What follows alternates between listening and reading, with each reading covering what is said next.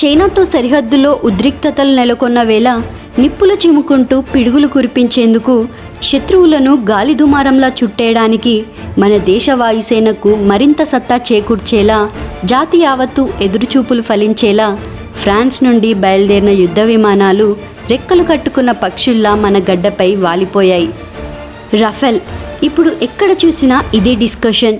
Indian air ఫోర్స్లో ఎన్నో యుద్ధ విమానాలు ఉండగా కేవలం రఫెల్ యుద్ధ విమానాలకు ఎందుకింత ప్రాముఖ్యత, దాని స్పెషాలిటీస్ ఏంటో ఇప్పుడు తెలుసుకుందాం. నిజానికి రఫెల్ యుద్ధ విమానాల ఒప్పందం ఇప్పటిది కాదు. 2016లోనే 36 రఫెల్ విమానాల కోసం ఇండియా ఫ్రాన్స్తో ఒప్పందం కుదుర్చుకుంది.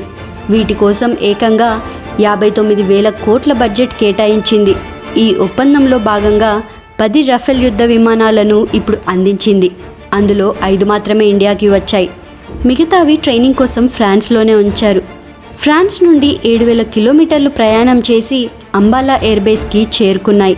ఇండియాకి వచ్చినప్పటికీ వీటిని అధికారికంగా ఆగస్టు 15 రోజున ఎయిర్బేస్లో ప్రవేశపెట్టడానికి చూస్తున్నారు.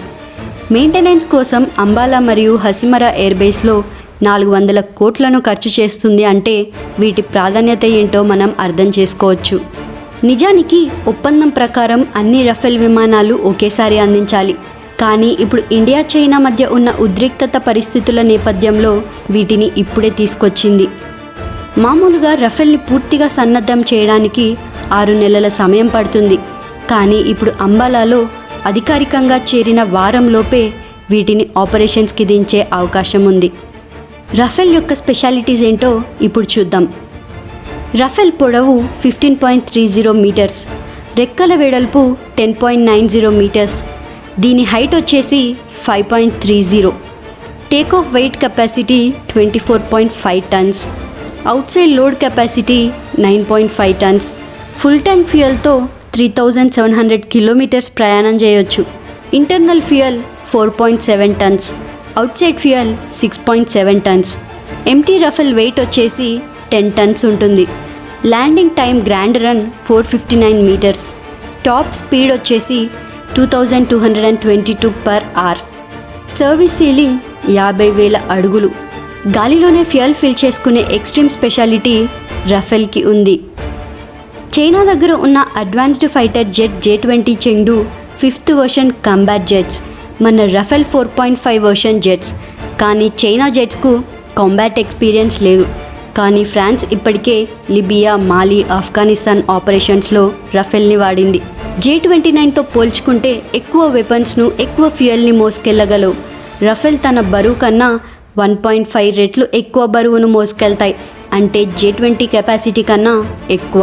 పాకిస్తాన్ దగ్గర F-16 జెట్స్ అమ్రామ్ మిజైల్స్ను వాడతారు. వాటి రేంజ్ వచ్చేసి 75 కిలోమీటర్లు. రఫెల్ రేంజ్ F-16 కంటే డబుల్, అంటే 150 కిలోమీటర్ల వరకు మిజైల్స్ని ప్రయోగించగలవు. అంతకు మించి 300 కిలోమీటర్ల రేంజ్ ఉన్న ఆకాశం నుండి భూమిపైకి ప్రయోగించే స్కల్ మిజైల్స్తో కూడా అటాక్ చేయగలవు. సింపుల్గా చెప్పాలి అంటే శత్రువులు తలదాచుకునే బంకర్లను 300 కిలోమీటర్ల దూరం నుండే తునాతునకలు చేయగలవు.